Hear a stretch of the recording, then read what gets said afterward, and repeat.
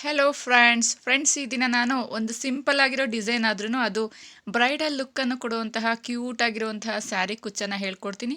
ತುಂಬಾ ಈಸಿ. ಇದನ್ನು ಹೇಗೆ ಹಾಕೋದು ಅಂತ ನಾನು ನಿಧಾನವಾಗಿ ನಿಮಗೆ ಅರ್ಥ ಆಗೋ ರೀತಿಯಲ್ಲಿ ಇಲ್ಲಿ ಕನ್ನಡದಲ್ಲಿ ಹೇಳ್ಕೊಡ್ತೀನಿ. ಹೀಗೆ ನನ್ನ ಗೃಹಿಣಿಯ ಕಲಿಕೆಯ ಚಾನಲನ್ನು ನೋಡ್ತಾ ಇರಿ. Hello friends, welcome back to ಗೃಹಿಣಿಯ ಕಲಿಕೆ.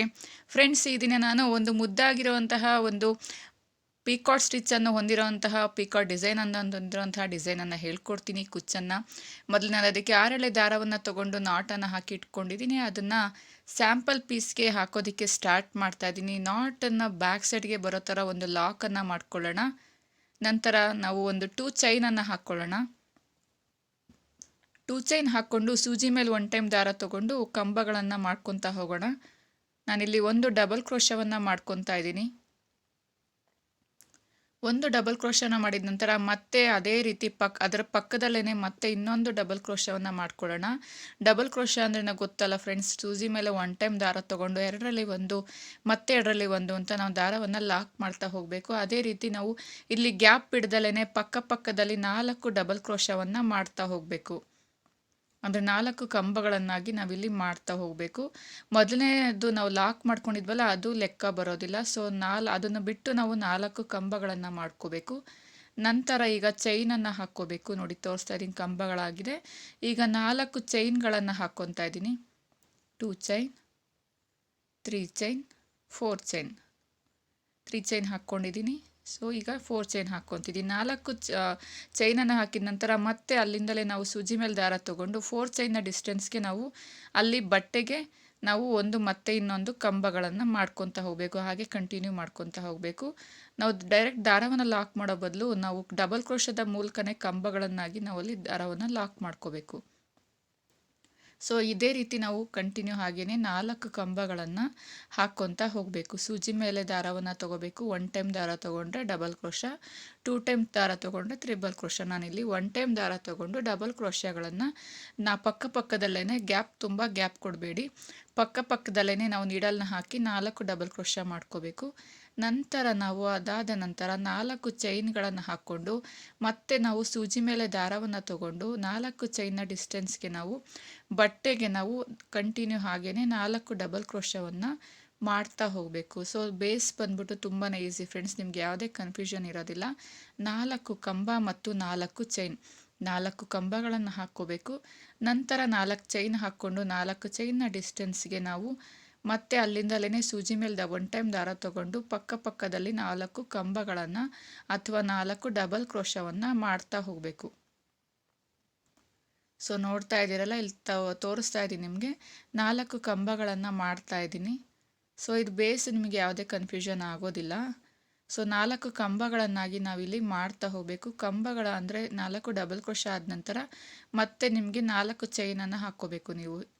ಸೊ ನಿಮಗೆ ಯಾವುದೇ ಕನ್ಫ್ಯೂಷನ್ ಆಗೋದಿಲ್ಲ. ಅದಕ್ಕೋಸ್ಕರ 4 ಚೈನನ್ನು ಹಾಕಿ ಅಲ್ಲಿ ನಾವು ಮತ್ತೆ 4 ಕಂಬಗಳನ್ನಾಗಿ ಅಥವಾ 4 ಡಬಲ್ ಕ್ರೋಶಗಳನ್ನಾಗಿ ನಾವು 4 ಚೈನ್ ಡಿಸ್ಟೆನ್ಸ್ಗೆ ಮಾಡ್ತಾ ಹೋಗಬೇಕು. ಅಂದರೆ ಪಕ್ಕದಲ್ಲೇ 4 ಡಬಲ್ ಕ್ರೋಶವನ್ನು ಮಾಡ್ಕೋಬೇಕು.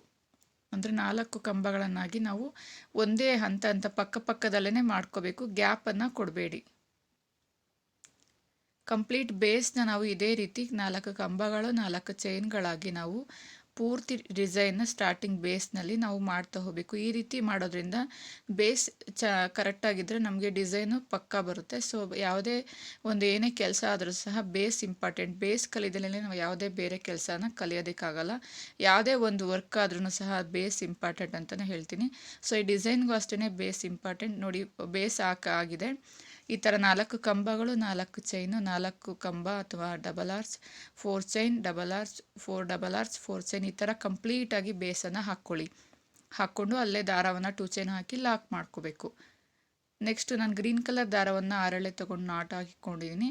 ಸ್ಟಾರ್ಟಿಂಗ್ನಲ್ಲಿ ನಾನು ಮೊದಲನೇ ಕಂಬದ ಮೇಲೆ ನಾನಿಲ್ಲಿ ಗ್ರೀನ್ ಕಲರ್ ದಾರವನ್ನು ಲಾಕನ್ನು ಮಾಡ್ಕೊತಾ ಇದ್ದೀನಿ. ಸೊ ಇಲ್ಲಿ ಒಂದು ಲಾಕ್ ಹಾಕಿದ ನಂತರ ನಾವು ಚೈನ್ಗಳನ್ನು ತಗೊಳ್ಳೋಣ. ಒಂದು ಲಾಕ್ ಹಾಕಿದ ನಂತರ 3 ಚೈನ್ಗಳನ್ನು ತಗೊಂಡು ಕೊನೆ ಕಂಬಕ್ಕೆ ನಾವು ಲಾಕನ್ನು ಮಾಡ್ಕೋಬೇಕು. ಅಥವಾ 4 ಚೈನ್ನ ಮೇಲೆ ಸ್ಟಾರ್ಟಿಂಗ್ನಲ್ಲಿ ಲಾಕನ್ನು ಮಾಡ್ಕೊಳ್ಳೋಣ. 3 ಚೈನ್ ಹಾಕ್ಕೊಂಡು ಲಾಕ್ ಮಾಡಿದ ನಂತರ ಮತ್ತೆ ನಾವು 3 ಚೈನ್ ಹಾಕ್ಕೊಳ್ಳೋಣ. ಮತ್ತು ನಾವು ಮೊದಲನೇ ಕಂಬಕ್ಕೆ 4 ಕಂಬಗಳು ಹಾಕ್ಕೊಂಡಿದ್ವಲ್ಲ, ಅದರಲ್ಲಿ ಮೊದಲನೇ ಕಂಬಕ್ಕೆ ನಾವು ಲಾಕನ್ನು ಮಾಡ್ಕೋಬೇಕು.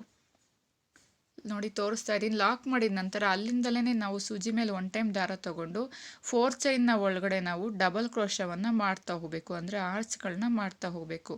ಸೊ ಇಲ್ಲಿ ನಿಮಗೆ 4 ಚೈನಲ್ಲಿ ಎಷ್ಟು ನಾವು ಕಂಬಗಳನ್ನ ಇಡಿಸುತ್ತೆ ಅಂದರೆ ಆರ್ಚ್ ಇಡಿಸುತ್ತೆ ಅಷ್ಟು ನಾವು 4 ಚೈನ್ನ ಒಳಗಡೆ ಫಿಲ್ ಮಾಡ್ತಾ ಹೋಗಬೇಕು. ಕೌಂಟ್ ಇರೋದಿಲ್ಲ, ನಿಮಗೆ ಅಲ್ಲಿ ಎಷ್ಟು ಸಾಧ್ಯ ಇರುತ್ತೆ 4 ಚೈನ್ನ ಕಂಪ್ಲೀಟ್ ಮಾಡೋದಕ್ಕೆ ಅಷ್ಟು ನಾವು ಹಾಕ್ಕೋಬೇಕು. ಸೊ ನಾನಿಲ್ಲಿ 3 ಚೈನ್ ಹಾಕ್ಕೊಂಡಿದ್ದೀನಿ, 3 ಕಂಬ ಹಾಕ್ಕೊಂಡಿದ್ದೀನಿ. ನೋಡೋಣ ಕೌಂಟ್ ಮಾಡೋಣ ಎಷ್ಟಾಗಿದೆ ಅಂತ. 4 ಆಗಿದೆ, 4ನೇ ಕಂಬ ಆಗಿದೆ, ಇದು 5ನೇ ಕಂಬ ಹಾಕ್ಕೊತಾ ಇದ್ದೀನಿ. 5 ಕಂಪ್ಲೀಟ್ ಆಗಿದೆ, 6ನೇದು ಹಾಕ್ಕೊಳ್ಳೋಣ. 6ನೇ ಡಬಲ್ ಆರ್ಚನ್ನು ಮಾಡ್ತಾ ಇದ್ದೀನಿ, 6 ಆಗಿದೆ. 7ಅನ್ನು ಹಾಕ್ಕೊಳ್ಳೋಣ. 7 ಕಂಬ ಆದ ನಂತರ ನಾನು 8ನೇ ಕಂಬವನ್ನು ಹಾಕ್ಕೊತಾ ಇದ್ದೀನಿ. 8 ಡಬಲ್ ಕ್ರೋಶ ಆಗಿದೆ. ಈಗ 9ನೇದು ಹಾಕ್ಕೊಳ್ಳೋಣ. ಸೊ ಇದು ನಾವು ಒಂದೇ ಲೆಂತಲ್ಲಿ ತಗೊಳ್ಳಿ, ಡಿಸ್ಟೆನ್ಸ್ನಲ್ಲಿ 9 ಆಗಿದೆ. ಈಗ 10ನೇದು ಹಾಕ್ಕೊಳ್ಳೋಣ. ಈಕ್ವಲ್ ಆಗಿರಬೇಕು ಇದು, ನಾವು ಗ್ಯಾಪನ್ನು ಮೇಲೆ ನೀಡಲ್ನ ಎತ್ತಬೇಕಾದ್ರೆ ಒಂದೇ ಸಮನಾಗಿ ಮಾಡಿ. 11ನೇ ಡಬಲ್ ಕ್ರೋಶವನ್ನು ಹಾಕ್ಕೊತಾ ಇದ್ದೀನಿ. ಸೊ 11ನೇ ಆದ ನಂತರ 12ನೇ ಡಬಲ್ ಕ್ರೋಶವನ್ನು ಹಾಕ್ಕೊತಾ ಇದ್ದೀನಿ. ಸೊ ಇಲ್ಲಿ 4 ಚೈನ್ ಕಂಪ್ಲೀಟ್ ಆಗಿ ಫಿಲ್ ಆಗಿದೆ, ನೋಡಿ ತೋರಿಸ್ತಾ ಇದ್ದೀನಿ. ಸೊ ಇವಾಗ ಇದನ್ನು ಎಲ್ಲಿಗೆ ಬರುತ್ತೆ ಅಲ್ಲಿಗೆ ನಾವು ಲಾಕನ್ನು ಮಾಡ್ಕೋಬೇಕು. ಅಂದರೆ 4ನೇ ಕಂಬದ ಮೇಲೆ ನಾನಿಲ್ಲಿ ಆರ್ಚನ್ನು 12 ಆರ್ಚ್ ಡಬಲ್ ಆರ್ಚ್ ರೆಡಿಯಾಗಿದೆ. ಸೊ 12 ಕಂಬಗಳನ್ನಾಗಿ ರೆಡಿಯಾಗಿರೋದ್ರಿಂದ ಅದನ್ನು ಲಾಕ್ ಮಾಡಿಕೊಂಡು ಮತ್ತೆ ನಾವಲ್ಲಿ 3 ಚೈನನ್ನು ಹಾಕ್ಕೋಬೇಕು. ನೋಡಿ ಈ ರೀತಿ ರೆಡಿಯಾಗಿದೆ. ಮತ್ತೆ 3 ಚೈನ್ನ ಹಾಕ್ಕೊಂಡು ಮೊದಲನೇ ಕಂಬಕ್ಕೆ ಲಾಕನ್ನು ಮಾಡ್ಕೋಬೇಕು. ಸೊ 3 ಚೈನನ್ನು ಹಾಕ್ಕೊಂಡು ಮೊದಲನೇ ಕಂಬಕ್ಕೆ ನಾನು ಇಲ್ಲಿ ಲಾಕನ್ನು ಮಾಡ್ಕೊತಾ ಇದ್ದೀನಿ. 3 ಚೈನನ್ನು ನೋಡಿ ತೋರಿಸ್ತಾ ಇದ್ದೀನಿ. 3 ಚೈನ್ ಹಾಕ್ಕೊಂಡು ಲಾಕನ್ನು ಮಾಡ್ಕೊಂಡಿದ್ದೀನಿ. ಸೊ ನಂತರ ಮತ್ತೆ ನಾವು ಚೈನನ್ನು ಹಾಕ್ಕೊಳ್ಳೋಣ, ಮತ್ತೆ 3 ಚೈನನ್ನು ಹಾಕ್ಕೊಳ್ಳೋಣ. 3 ಚೈನ್ನ ಹಾಕ್ಕೊಂಡು ಕೊನೆಯಲ್ಲಿರುವಂತಹ 4ನೇ ಕಂಬಕ್ಕೆ ಲಾಕನ್ನು ಮಾಡ್ಕೊಳ್ಳೋಣ. ನೋಡಿ ಅಲ್ಲಿ ನಿಧಾನವಾಗಿ ಲಾಕ್ ಮಾಡ್ಕೊಳ್ಳಿ. ನೀವು ಮಿಸ್ಸಾಗಿ ಎಳೆಯೋದಕ್ಕೆ ಹೋದರೆ 6 ಎಳೆ ದಾರದಿಂದ ಅಲ್ಲಿ ಕ್ರಿಯೇಟ್ ಆಗಿರುತ್ತೆ ಕಂಬ. ಸೊ ಅದು ಕಟ್ಟಾದರೆ ಡಿಸೈನ್ ಹಾಳಾಗಿ ಹೋಗುತ್ತೆ. ಸೊ ಈ ರೀತಿ ಕಾಣಿಸ್ತಾ ಇದೆ ನಿಮಗೆ ಡಿಸೈನು. ನೆಕ್ಸ್ಟ್ ಮತ್ತೆ ಹಾಗೇನೆ ಡಿಸೈನ್ನ ಅಲ್ಲಿಂದಲೇ ನಾವು ಮತ್ತೆ 3 ಚೈನನ್ನು ಹಾಕ್ಕೋಬೇಕು. 3 ಚೈನ್ನ ಹಾಕ್ಕೊಂಡು 4ನೇ ಚೈನ್ನಲ್ಲಿ ತೋರಿಸ್ತಾ ಇದ್ದೀನಿ ನೋಡಿ, ಮೊದಲನೇ ಕಂಬಕ್ಕೆ ನಾವು ಹಾಕ್ಕೋಬೇಕು.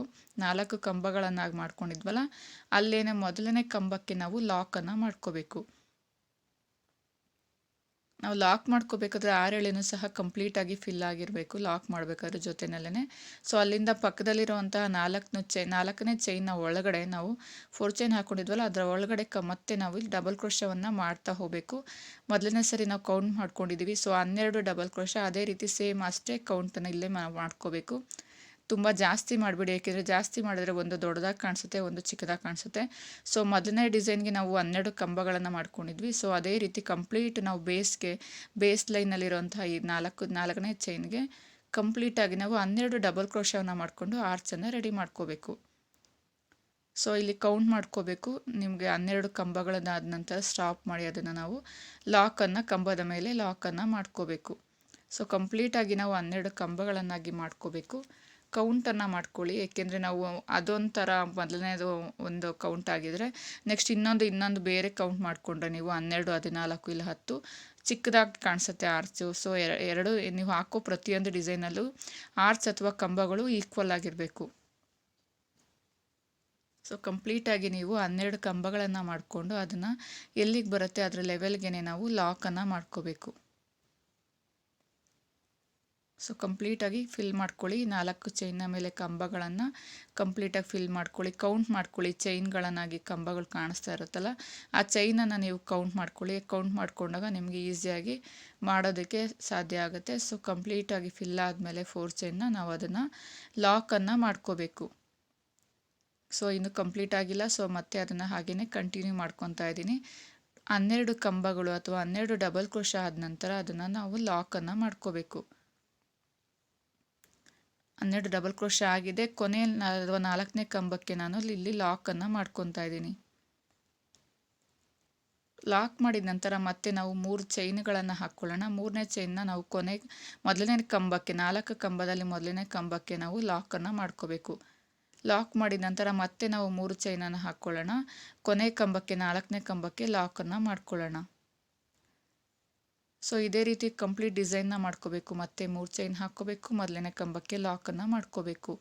ಲಾಕ್ ಮಾಡಿ ನಾವು ಮತ್ತೆ ಅಲ್ಲಿಂದಲೇ ಸೂಜಿ ಮೇಲೆ ದಾರ ತಗೊಂಡು ಮತ್ತೆ ಹಾಗೆಯೇ ನಾವು ಡಬಲ್ ಕ್ರೋಶವನ್ನು ಮಾಡ್ತಾ ಹೋಗಬೇಕು. ಕಂಪ್ಲೀಟಾಗಿ ಡಿಸೈನ್ನ ರೆಡಿ ಆಗುತ್ತೆ. ಸೊ ಅದು ಕಂಪ್ಲೀಟ್ ಡಿಸೈನ್ ರೆಡಿ ಆದಮೇಲೆ ಯಾವ ರೀತಿ ಕಾಣಿಸುತ್ತೆ ಅಂತ ನಿಮಗೆ ತೋರಿಸ್ತೀನಿ. ಸೊ ಇದೇ ರೀತಿ ನಾವು ಹಾಗೆಯೇ ಕಂಟಿನ್ಯೂ ಮಾಡ್ಕೊತಾ ಹೋಗಬೇಕು. ಡಬಲ್ ಕ್ರೋಶಗಳನ್ನು ಮಾಡಿಕೊಂಡು 3 ಚೈನ್ ಹಾಕ್ಕೊಂಡು ಲಾಕ್ ಮಾಡ್ಕೊತಾ ಹೋಗಬೇಕು. ನೋಡಿದ್ರಲ್ಲ ಫ್ರೆಂಡ್ಸ್, ಈ ರೀತಿ ಡಿಸೈನ್ ರೆಡಿ ಆಗಿದೆ. ಇದಕ್ಕೆ ಕುಚ್ಚು ಹಾಕಿದ ನಂತರ, ಕುಚ್ಚಲ್ಲ, ಇನ್ನು ನೆಕ್ಸ್ಟ್ ಸ್ಟೆಪ್ ಕಂಟಿನ್ಯೂ ಇದೆ ಹಾಗೆಯೇ. ಸೊ ಈ ರೀತಿ ರೆಡಿಯಾಗಿದೆ. ನಮಗೆ ಎರಡನೇ ಸ್ಟೆಪ್ ಈ ರೀತಿ ಕಾಣಿಸ್ತಾ ಇದೆ. ನೆಕ್ಸ್ಟ್ ನಾವು ಪಿಂಕ್ ಕಲರ್ ದಾರವನ್ನು ತಗೊಂಡು ಲಾಕ್ ಮಾಡಿದ ಮೇಲೆ ಲಾಕನ್ನು ಮಾಡ್ಕೋಬೇಕು. ಅಂದರೆ 3 ಚೈನ್ನ ತಗೊಂಡು 3 ಚೈನ್ ಮೇಲೇ ನಾವು ಲಾಕನ್ನು ಮಾಡ್ಕೊಳ್ಳೋಣ. ಲಾಕ್ನ ಮೇಲೆ ಒಂದು ಲಾಕನ್ನು ಮಾಡ್ಕೊಂಡಿದ್ದೀನಿ ನೋಡಿ, ತೋರಿಸ್ತಾ ಇದ್ದೀನಿ. ಲಾಕ್ ಮಾಡಿದ ನಂತರ ಅಲ್ಲಿಂದಲೇ ನಾವು ತೋರಿಸ್ತಾ ಇದ್ದೀನಿ, ಒನ್ ಟೈಮ್ ನಾವು ಸೂಜಿ ಮೇಲೆ ದಾರ ತಗೊಂಡು, ಅಂದರೆ ಡಬಲ್ ಕ್ರೋಶವನ್ನು ಚೈನ್ ಹಾಕ್ಕೊಂಡಿದ್ವಲ್ಲ ಕಂಬದ ಮೇಲಿರೋ ಚೈನ್ಗೆ ನಾವು ಒಂದು ಡಬಲ್ ಕ್ರೋಶವನ್ನು ಮಾಡ್ಕೋಬೇಕು.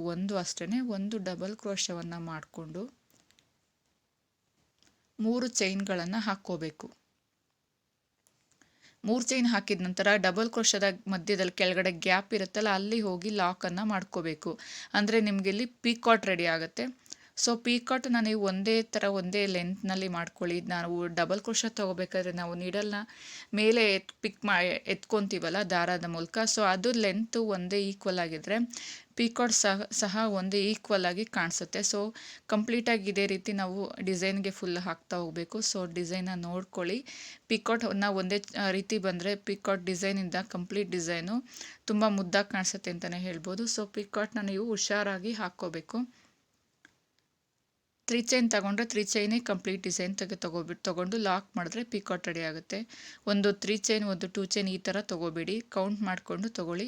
ಸೊ ಇದೇ ರೀತಿ ಪ್ರತಿಯೊಂದು ಚೈನ್ಗೂ ನಾವು ಒಂದೊಂದು ಡಬಲ್ ಕ್ರೋಶವನ್ನು ಮಾಡಿಕೊಂಡು ಅದ್ರ ಮೇಲೆ 3 ಚೈನನ್ನು ತೊಗೊಂಡು ನಾವು ಡಬಲ್ ಕ್ರೋಶ ಮಾಡಿದ ಪಕ್ಕದಲ್ಲಿ ಗ್ಯಾಪ್ ಇರುತ್ತಲ್ಲ, ಅಲ್ಲಿ ನಾವು ಹೋಗಿ ಲಾಕನ್ನು ಮಾಡಿಕೊಂಡ್ರೆ ಅಲ್ಲಿ ಪೀಕಾಟ್ ಆಗಿ ಒಂದು ಡಿಸೈನ್ ರೆಡಿಯಾಗಿರುತ್ತೆ. ಸೊ ಕಂಪ್ಲೀಟಾಗಿ ಇದೇ ರೀತಿ ನಾವು ಪ್ರತಿಯೊಂದು ಹೋಲ್ಗೂ, ಅಂದರೆ ಪ್ರತಿಯೊಂದು ಚೈನ್ನ ಕೆಳಗಡೆ ನಾವು ಇದೇ ರೀತಿ ಒಂದೊಂದು ಡಬಲ್ ಕ್ರೋಶವನ್ನು ಮಾಡಿಕೊಂಡು 3 ಚೈನ್ಗಳನ್ನಾಗಿ ಹಾಕ್ಕೊತಾ ಹೋಗಬೇಕು. ಸೊ ಡಬಲ್ ಕ್ರೋಶ ಮಾಡಿದ ನಂತರ 3 ಚೈನ್ ಹಾಕ್ಕೊಂಡು ಡಬಲ್ ಕ್ರೋಶದ ಪಕ್ಕದಲ್ಲಿ ಗ್ಯಾಪ್ ಇರುತ್ತಲ್ಲ, ಅಲ್ಲಿ ಹೋಗಿ ನಾವು ನೀಡಲ್ನ ಹಾಕಿ ದಾರವನ್ನು ಪಿಕ್ ಮಾಡಿದ್ರೆ ಈ ರೀತಿ ನಾಟ್ ಆಗಿ ರೆಡಿಯಾಗಿರುತ್ತೆ ಒಂದು ಡಿಸೈನ್. ಅದನ್ನು ನಾವು ಪಿಕಾಟ್ ಅಂತ ಕರಿತೀವಿ. ಸೊ ಈ ಪಿಕಾಟ್ ಸ್ಟಿಚ್ನ ನಾವು ಕಂಪ್ಲೀಟಾಗಿ ಈ ಡಿಸೈನ್ಗೆ ನಾವು ಪಿಕಾಟನ್ನು ಮಾಡ್ತಾ ಹೋಗಬೇಕು. ಅಂದರೆ ಒಂದು ಡಬಲ್ ಕ್ರೋಶವನ್ನು ಮಾಡ್ಕೋಬೇಕು. ಅದ್ರ ಮೇಲೆ ನಾವು 3 ಚೈನನ್ನು ತಗೋಬೇಕು. ನಂತರ 4 ಚೈನ್ ನಾವು ಡಬಲ್ ಕ್ರೋಶ ಹಾಕಿದ ನಂತರ ಪಕ್ಕದಲ್ಲಿ ಗ್ಯಾಪ್ ಇರುತ್ತಲ್ಲ, ಆ ಗ್ಯಾಪ್ನಲ್ಲಿ ಹೋಗಿ ನಾವು ಅದನ್ನು ಲಾಕ್ ಮಾಡ್ಕೋಬೇಕು. ಈ ರೀತಿ ನಾವು ಕಂಪ್ಲೀಟಾಗಿ ಪೀಕಾಟನ್ನು ರೆಡಿ ಮಾಡ್ಕೋಬೇಕು. 12 ಪೀಕಾಟ್ ಬರುತ್ತೆ. ಅಂದರೆ 12 ನಾವು ಡಬಲ್ ಕ್ರೋಶ ಮಾಡಿದ್ವಲ್ಲ, ಸೊ 12 ಡಬಲ್ ಕ್ರೋಶದ ಮೇಲೆ 12 ಪೀಕಾಟ್ ಆಗಿ ರೆಡಿಯಾಗಿರುತ್ತೆ. ಸೊ ಕೌಂಟ್ ಮಾಡಿಕೊಂಡು ಮಾಡಿ, ಆವಾಗ ಪೀಕಾಟು ಸಹ ನಿಮಗೆ ಕಡಿಮೆ ಬರೋದಿಲ್ಲ, ಈಕ್ವಲ್ ಆಗಿ ಬಂದಿರುತ್ತೆ. ಸೊ ಅದನ್ನು ಲಾಕ್ ಮಾಡ್ಕೋಬೇಕು. ನಾವು ಮೊದಲನೇ ಕಂಬಕ್ಕೆ ಅದನ್ನು ಲಾಕನ್ನು ಮಾಡ್ಕೋಬೇಕು. ಸೊ ಒಂದು ಡಿಸೈನ್ ರೆಡಿ ಆದಮೇಲೆ ಎಷ್ಟು ಚೆನ್ನಾಗಿ ಕಾಣಿಸುತ್ತೆ ಅಂತ ತೋರಿಸ್ತೀನಿ ಫ್ರೆಂಡ್ಸ್.